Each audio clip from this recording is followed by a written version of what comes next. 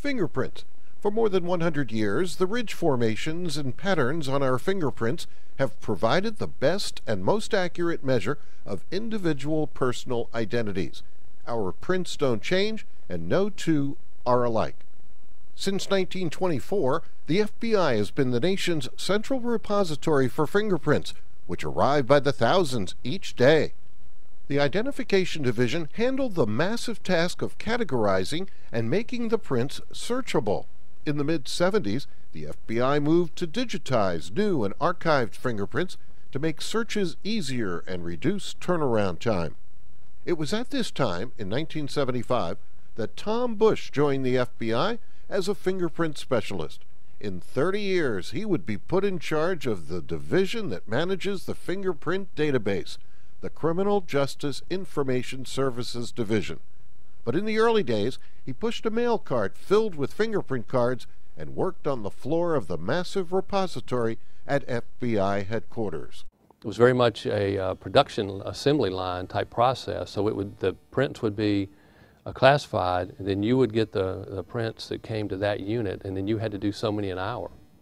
And you would go search a small segment of the way the prints were classified would lead you to a drawer or a cabinet, would lead you to a cabinet, and then maybe lead you to a drawer, and then maybe lead you to a small set of prints or sometimes a larger set of prints.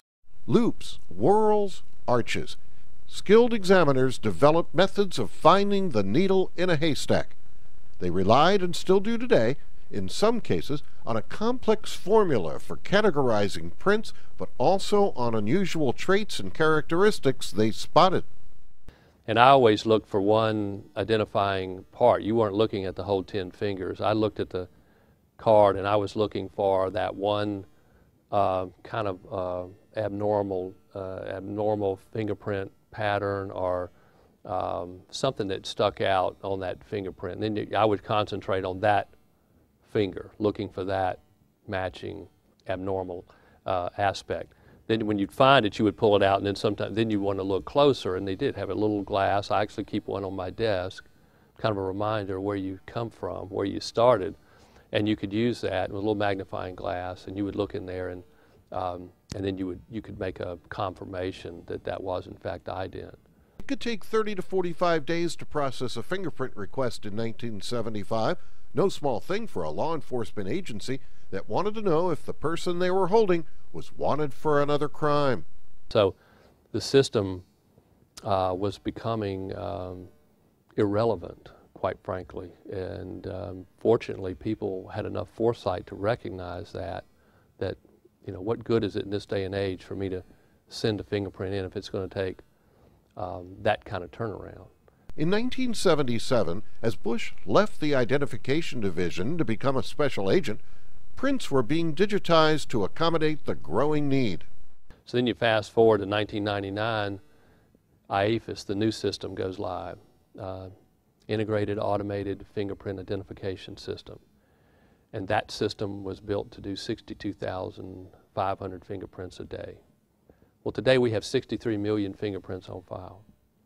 And the turnaround, and the system is, I think we hit a high mark a couple of weeks ago of 183,000 fingerprints we processed in a day. And the majority of those fingerprints are back to the originating agency in 10 to 12 minutes. The next generation identification system, as it is called, is in the works, a database of biometric information that still includes fingerprints, but goes even further to other unique individual characteristics. I like to say it's going to be just bigger and better and faster. It's going to be able to handle more prints. We envision it handling 200,000 and 300,000 prints a day fairly routinely. You'll see the day where you will take photograph fingerprints, you'll take an iris scan, you will take voice exemplars. They will be made to say maybe a standard set of lines, and then I believe there'll be even DNA will be part of this. There'll be a quick capture capability with DNA and a quick processing aspect of DNA. Again, all from people that we are authorized that come into the purview of the criminal justice system. The advances won't replace reliable fingerprint data anytime soon, just supplement it. Mr. Bush, who retired March 6th as Assistant Director of the Criminal Justice Information Services Division, recalls how, as an agent on the fugitive squad in Washington, D.C., he could sometimes determine if a suspect his squad picked up was their man. There were times when I would look at him and say, this isn't the guy. And I remember some of the senior agents saying, are you sure this isn't the guy? And I said, if our guy's got all loops, this guy's got all whorls.